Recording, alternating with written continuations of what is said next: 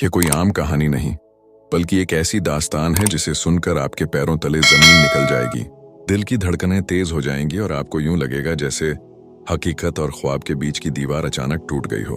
गर्मियों की तपती दोपहर थी, जब सूरज की किरणें राजपुर की अदालत की इमारत पर इस तरह पड़ रही थीं जैसे आसमान से आग बरस रही हो। हर कोई अपने केस की तैयारी में मशगूल था। कोई अपनी फाइल पलट रहा था, कोई सरगोशियों में बात कर रहा था। अदालत में मौजूद कई लोगों को यह जानकर मजीद हैरत हुई कि वह कोई आम औरत नहीं बल्कि एक वकील है, और सबसे बढ़कर यह कि उसने हाल ही में 70 साल के एक बूढ़े शख्स से शादी की है। चहमेगुइयां होने लगी। अरे ये तो वही राधिका है ना?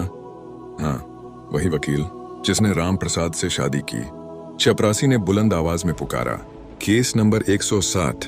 राधिका शर्मा बनाम देशराज सिंह। पूरे हाल में खामोशी छा गई।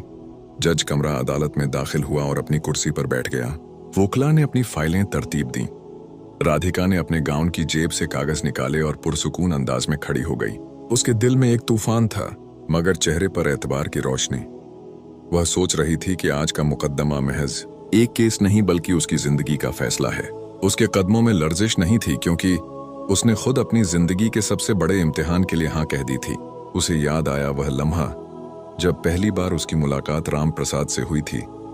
सफेद बालों वाला, झुर्रियों भरा चेहरा, कमजोर मगर गहरी आंखों वाला आदमी। उस दिन वह अदालत में नहीं बल्कि एक पुरानी हवेली में थी।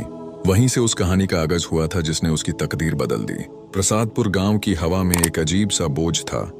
खेतों में हरे भरे लहलहाते फसलें तो जरूर खड़ी थीं, मगर गांव वालों के दिलों में डर का साया मंडलाता था। यह डर सिर्फ एक नाम से जुड़ा था, देशराज सिंह। देशराज सिंह गांव का सबसे ताकतवर आदमी था। लंबा कद, काली घनी मूछें, सर पर हमेशा सफेद पगड़ी और हाथ में लकड़ी का डंडा। वह जिस गली से गुजरता लोग नजरें झुका लेते। उसके परिवार ने बरसों तक गांव पर अपनी ताकत के बलबूते पर हुकूमत की थी, और अब उसकी नजरें राम प्रसाद की जमीन पर थीं। वह जमीन जो बरसों से विवादों में उलझी हुई थी। गांव के चौपाल में अक्सर बहस होती। राम प्रसाद अब बूढ़ा हो गया है, वह अपनी जमीन बचा भी नहीं सकता। अब तो देशराज ही मालिक बनेगा, उसके आगे भला कौन टिक सकता है। लेकिन यह नई वकील लड़की राधिका कुछ अलग लगती है। शायद हालात बदल जाए। राधिका जब गांव में दाखिल हुई तो उसने तुरंत महसूस कर लिया कि यह सिर्फ एक मुकद्दमा नहीं बल्कि कई पीढ़ियों की लड़ाई है। बच्चे, महिलाएं, बूढ़े सब राम प्रसाद को देखकर अजीब सी निगाहों से ताकते। कुछ सहानुभूति, कुछ नफरत और कुछ डर। राम प्रसाद की आंखों में अक्सर एक पुरानी तस्वीर उभर आती थी। वह दिन जब वह जवान था, ताकत के नशे में डूबा हुआ।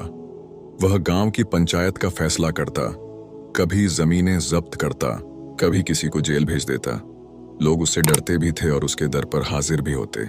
लेकिन वक्त के साथ वह सब मादी बन गया। दोस्त दुश्मन बन गए और साथी एक एक करके साथ छोड़ गए। अब वही राम प्रसाद अपनी सांसों के आखिरी पड़ाव पर था, और सिर्फ एक ही ख्वाहिश उसके दिल में थी, मेरा सच दुनिया के सामने आए, चाहे मुझे बदनाम ही क्यों न कर दे। राधिका ने एक शाम राम प्रसाद से कहा, बाबूजी, आपके मादी को सामने लाना आसान नहीं होगा। देशराज सिंह ने गांव को अपने काबू में कर रखा है। लोग गवाही देने से डरते हैं।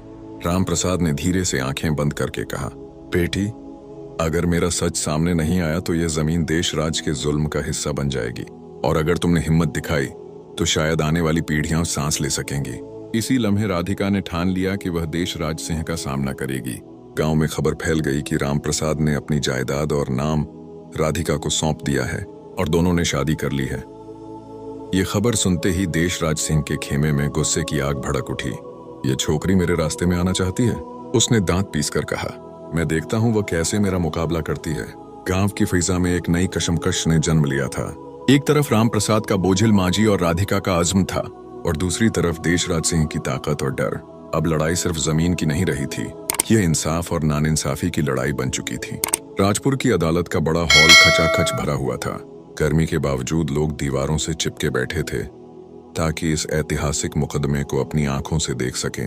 हर किसी के लबों पर एक ही नाम था, राधिका शर्मा मुकाबला देशराज सिंह। जज अपनी कुर्सी पर बैठा और कमरे में खामोशी छा गई। दरबान ने बाउजे लंबा कहा, सुनवाई शुरू की जाती है। राधिका अपनी जगह से उठी। सफेद वकालत का कपड़ा, काला गाउन और हाथों में फाइल। उसके चेहरे पर थकान के बावजूद अज़्म की रोशनी थी। उसने नजरें झुकाए बिना सीधे जज की आंखों में देखा और कहा, हली जा। यह मुकदमा महज जमीन के कुछ टुकड़ों का नहीं है, यह इंसाफ और नाइंसाफी की जंग है। हॉल में सरगोशियां गूंजने लगी। जज ने हाथ उठाकर सबको खामोश किया। अब देशराज सिंह के वकील ने खड़े होकर जोरदार आवाज में कहा, मेलार्ड, राम प्रसाद एक बूढ़ा आदमी है जिसके होश व हवास ठीक नहीं। उसने एक साजिश के तहत इस लड़की को अपनी जायदाद देने का ड्रामा किया है। हकीकत यह है कि यह जमीन बरसों से देशराज सिंह के परिवार की मिल्कियत है। यह सुनते ही देशराज सिंह ने अपनी बड़ी मूंछों को मरोड़ा और फातिहाना मुस्कान के साथ राधिका को घूरा। लेकिन राधिका ने एक पल के लिए भी कमजोरी नहीं दिखाई। उसने अपनी फाइल खोली और कहा, मिलार्ड, यह दावा महज शब्द है, मेरे पास सबूत हैं। उसने पुराने कागजात, रजिस्ट्रियां और गवाहों की फहरिस्त अदालत में पेश की। हर पृष्ठ इस बात की गवाही दे रहा था कि जमीन राम प्रसाद के नाम थी और बरसों से उस पर उसके परिवार का कब्जा रहा है। लेकिन देशराज सिंह भी चालाक था। उसने झूठे गवाह खड़े किए जो एक जुबान होकर कहने लगे, हमने अपनी आंखों से देखा है कि राम प्रसाद ने बरसों पहले यह जमीन देशराज के पिताजी को बेच दी थी। हॉल में शोर मच गया। कुछ लोग देशराज के पक्ष में बोलने लगे, कुछ राधिका के। जज ने गुस्से से हथौड़ा मारकर सबको खामोश किया। अब राधिका के सामने सबसे मुश्किल लम्हा था। वह जानती थी कि झूठ के सामने सच को साबित करना आसान नहीं। उसने एक पल आंखें बंद की, गहरी सांस ली और फिर बोली, मिलार्ड, झूठ ज्यादा देर तक नहीं टिकता। मेरे पास एक ऐसा गवाह है जो आज सच सामने लाएगा। यह सुनकर सब चौंक गए। कौन है वह गवाह? दरवाजे से एक दुबला पतला, झुर्रियों भरा चेहरा और कांपते कदमों वाला व्यक्ति अंदर आया। वह राम प्रसाद था। पूरे हॉल में सन्नाटा छा गया। लोग हैरान थे कि उसकी कमजोरी के बावजूद वह अदालत आ गया है। राम प्रसाद ने कपकपाती आवाज में कहा, मेलार्ड, मैं मानता हूं कि मैंने अपनी जिंदगी में बहुत गलतियां की हैं। मैंने ताकत के नशे में कई घरों को उजाड़ा, मगर यह जमीन, यह मेरे पिताओं की निशानी है। देशराज सिंह ने हमेशा इसे हथियाने की कोशिश की है। अगर आज मैं चुप रहा तो आने वाली पीढ़ियां मुझे कभी माफ नहीं करेंगी। जज ने गहरी खामोशी के बाद फैसला सुनाया। अदालत के सामने पेश किए गए सबूत और गवाहियों के अनुसार यह स्पष्ट है कि जमीन राम प्रसाद के परिवार की मिल्कियत है। अदालत देशराज सिंह का दावा खारिज करती है और इस जायदाद को कानूनी तौर पर राधिका शर्मा के नाम दर्ज करने का आदेश देती है। राधिका की आंखों में आंसू आ गए। वह जानती थी कि यह सिर्फ एक फैसला नहीं, यह इंसाफ की जीत है। दोस्तों, यह कहानी यहीं पर खत्म होती है, जिसे सुनकर आपका दिल बहुत खुश हुआ होगा। अगर हमारी वीडियो आपको अभी तक लाइक नहीं की है तो हमारे आज की वीडियो को लाइक कर दें और हमारे चैनल को भी सब्सक्राइब कर दें।